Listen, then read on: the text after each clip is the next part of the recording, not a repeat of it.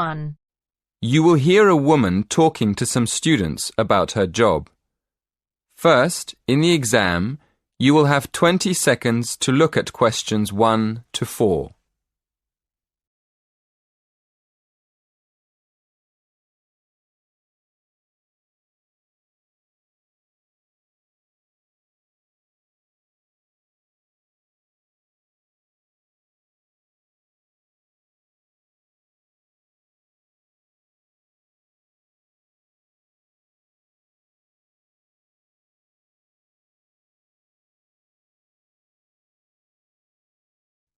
Listen carefully and answer questions 1 to 4.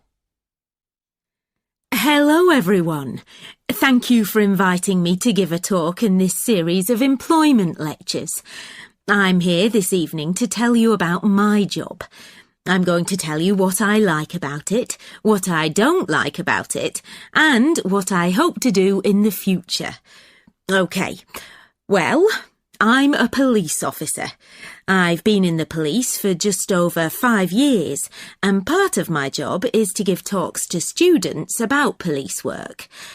People often ask why I joined the police, so maybe I'll start there. I've always been interested in law and order, so I went to study law at university.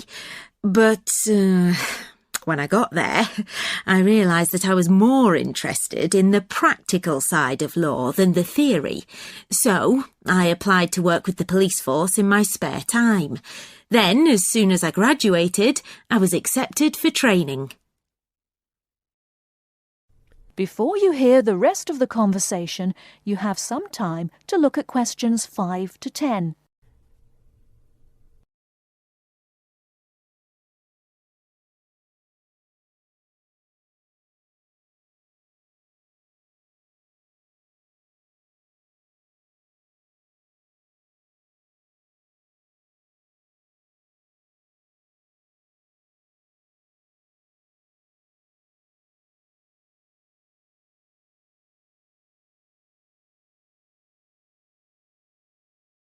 Now listen and answer questions 5 to 10.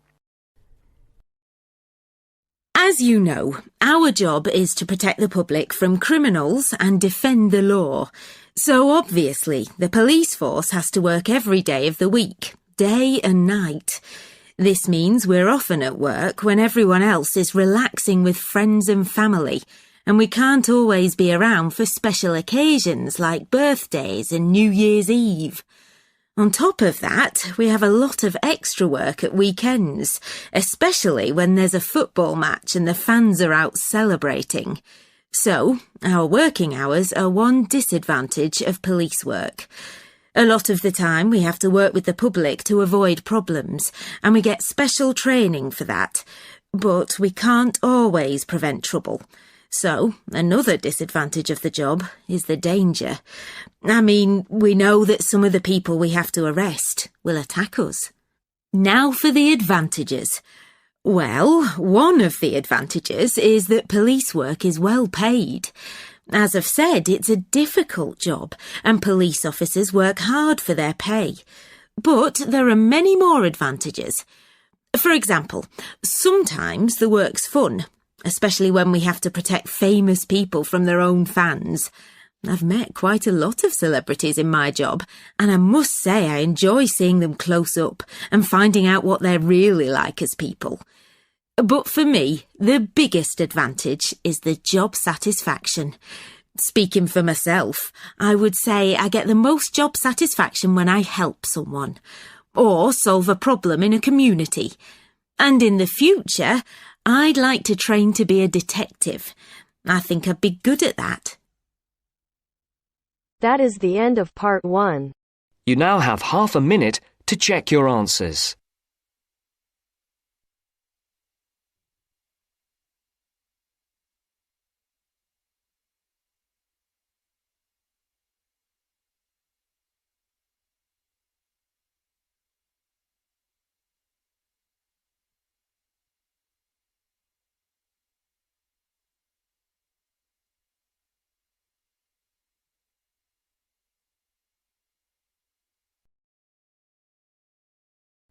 Now turns to part 2. Part 2. You will hear 3 students talking to their tutor about the presentation they are planning. First, you have some time to look at questions 11 to 17.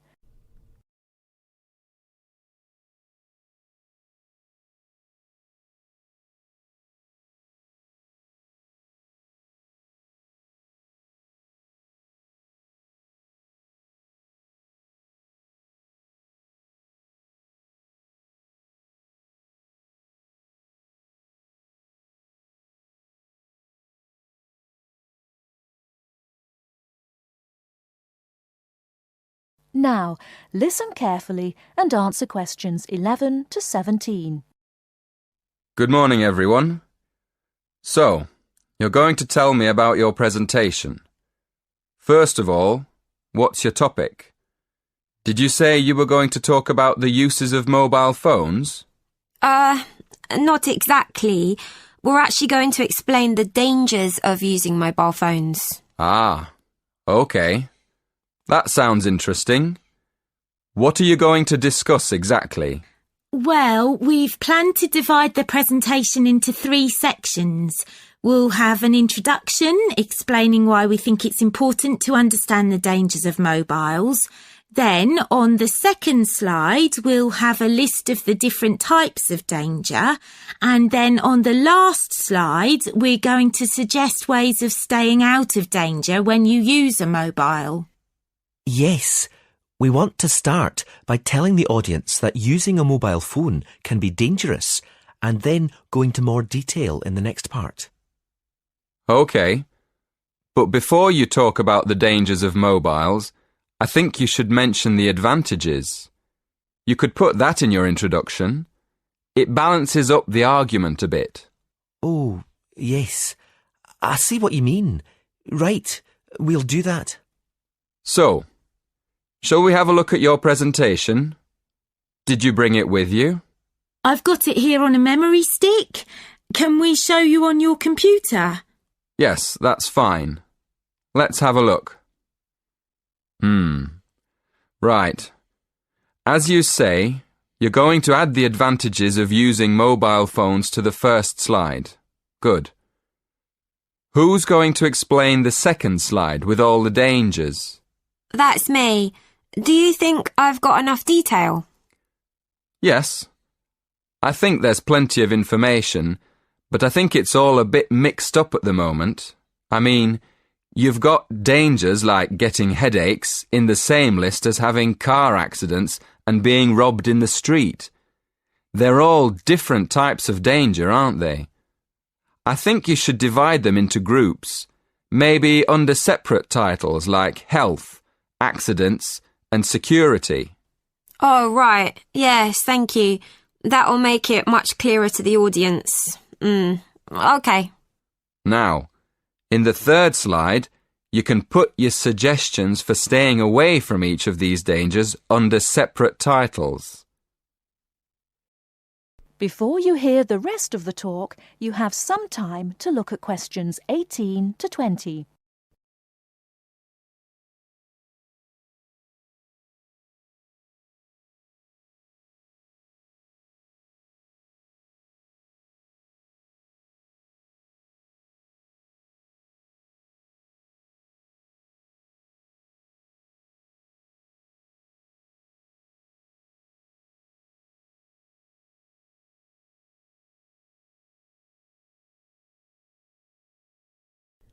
Now listen and answer questions 18 to 20. Have you got any other questions? Yes. The presentation should be for 10 minutes. Is that right? Yes, but 10 minutes in total, including 3 minutes for questions. So you'll only talk for 7 minutes. That's only 2 minutes each. We won't be able to say much in that time at all. That's why you have to plan what you're going to say carefully and make sure you only include the most important information. For instance, you won't have time to give examples, but you could put some images on your slides that show examples without spending time talking about them. Hey, that's a good idea. And the audience can look at them while we talk. And another thing, make sure all the slides have the same style. You should get together and agree on one style for the whole presentation. OK, we'll do that too. Thanks a lot for your help. That is the end of part 2. You now have half a minute to check your answers.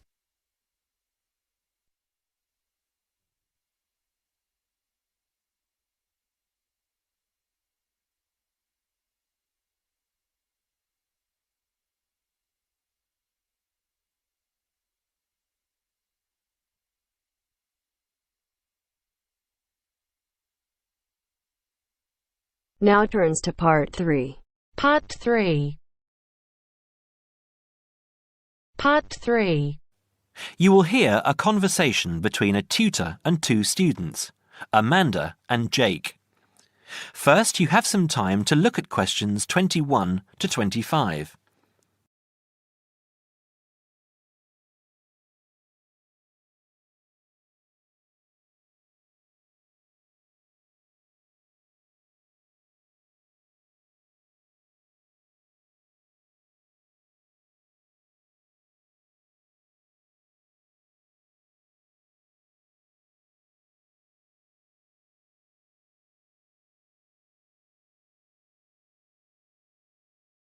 Now listen carefully and answer questions 21 to 25.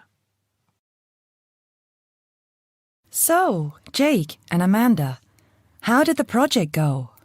Very well, I think, Dr. Hinton. I certainly learned a lot and enjoyed myself at the same time. Me too. So, remind me, what was your project about? Basically, what makes successful people? Let's call them top achievers successful. Yes. How are they different from us? What do they do that other less successful people don't do? Interesting. And did you come to any conclusions? Quite a few, actually. Good. Share some with me then. Well, I'd always thought that a top achiever would be the sort of person who would bring work home every night and slave over it. But it appears not. Those types tend to peak early and then go into decline. They become addicted to work itself, with much less concern for results. We found that high achievers were certainly ready to work hard, but within strict limits. They knew how to relax, could leave their work at the office, prized close friends and family life, and spent a healthy amount of time with their children and friends. There's a lesson for us all there. Anyway, go on. It's also very important to choose a career which you enjoy, not just one that pays well or which assures you of a pension many years down the line.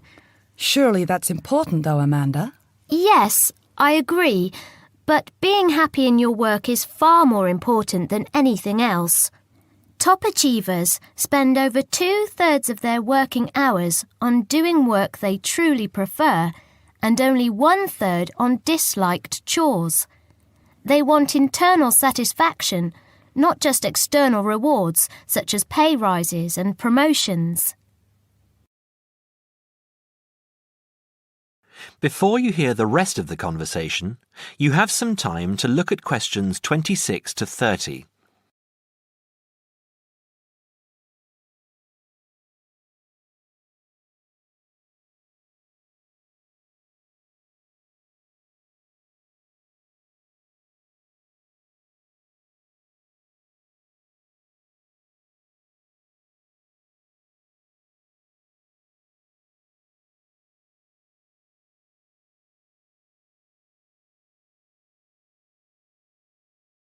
Now, listen and answer questions 26 to 30. Actually, in the end, they often have both, because they enjoy what they are doing, so their work is better and their rewards higher. Yes, Jake, that certainly makes sense. Now, can I ask you something? Do high achievers, as you call them, take many risks? Yes and no.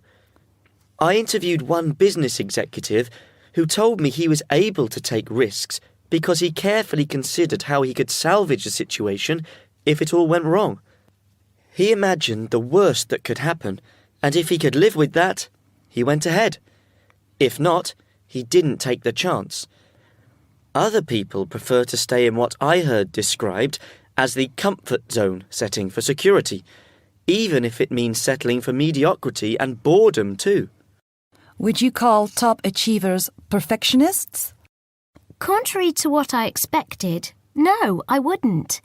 We came to the conclusion that a lot of ambitious and hard-working people are so obsessed with perfection that they actually turn out very little work. I happen to know a university teacher, a friend of my mother's, who has spent over 10 years preparing a study about a playwright. She is so worried that she has missed something, she still hasn't sent the manuscript to a publisher. Meanwhile, the playwright, who was at the height of his fame when the project began, has faded from public view. The woman's study, even if finally published, will interest few people. So, what has this got to do with top achievers? Well, top achievers are almost always free of the compulsion to be perfect. They don't think of their mistakes as failures. Instead, they learn from them, so they can do better next time. Well, would you call them competitive? High performers focus more on bettering their own previous efforts than on beating competitors. In fact, we, came to the conclusion that worrying too much about competitors' abilities and possible superiority can be self-defeating. Yes, and we found that top achievers tend to be team players rather than loners.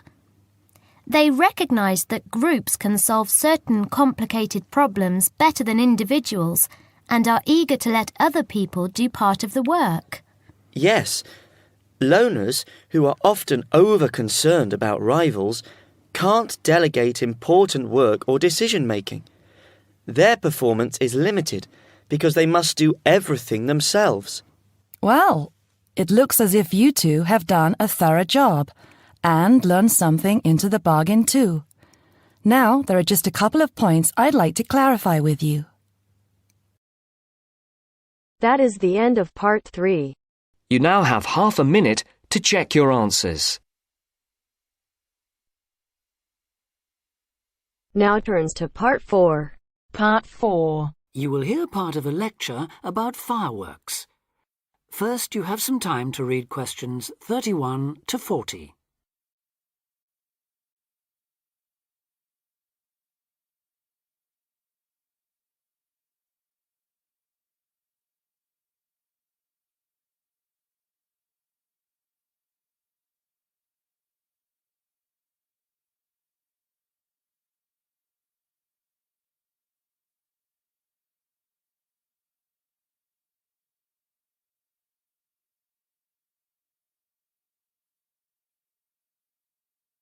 Now listen carefully and answer questions 31 to 40. Good afternoon, everyone, and welcome to this short talk on the subject of fireworks. Now, fireworks, as I'm sure many of you know, were invented in China, though there has long been disagreement as to exactly when, or even in which century. The consensus nowadays, though, is that it was in the 6th, as there is considerable evidence of war rockets being made then. We also know that fireworks were in use by the 7th century in Arabia, where they were called Chinese arrows, reflecting their military potential. It then took a long time for them to spread to Europe. In fact, it wasn't until the 1200s that fireworks made their appearance there.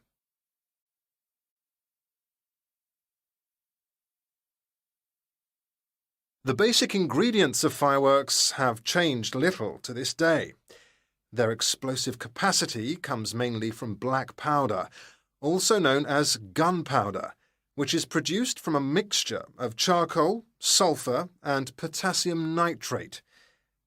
A modern aerial firework, the kind used nowadays in big public displays, not the small rocket type that you might remember from your childhood, is normally made in the form of a shell, often a sphere about the size of a peach. Inside the shell are a number of stars surrounded by black powder, and running through the centre of the round shell is a charge that makes the firework explode when it reaches the desired altitude. This is known as the bursting charge. When this explodes, it ignites the outside of the stars, which begin to burn with bright showers of sparks. Since the explosion throws the stars in all directions, you get the huge sphere of sparkling light that is so familiar at firework displays. A shell of this kind is launched from a 75mm diameter mortar, which in some ways resembles the type used by the military. The mortar is a steel, or increasingly for safety reasons, shatterproof plastic pipe. This is likely to be 500mm long and sealed at one end. The other end is aimed at the sky, and at the bottom of the pipe, below the shell, is placed a cylinder containing black powder. This has a long fuse, which projects out of the tube. When this is lit, it quickly burns down to the lifting charge, which explodes to launch the shell. In so doing, it also lights the shell's fuse.